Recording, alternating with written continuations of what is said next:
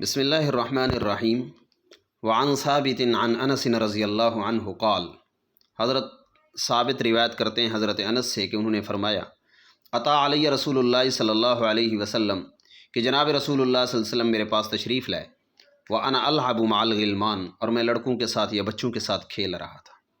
فسلم علینا ہمیں سلام کیا حضور نے، فبعثنی فی حاجت مجھے کسی کام اور حاجت کے لیے بھیج دیا، فابطأت علی امی تو میں اپنی والدہ کے پاس لیٹ ہو گیا، دیر سے پہنچا۔ فلما جئت پس جب میں آیا، قالت والدہ کہنے لگی، ما حبسک کس چیز نے آپ کو روکے رکھا تھا، کس چیز نے روکا؟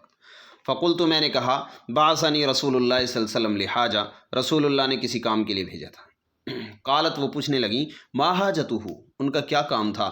قلت میں نے کہا، انہا سر بے شک وہ ایک راز ہے۔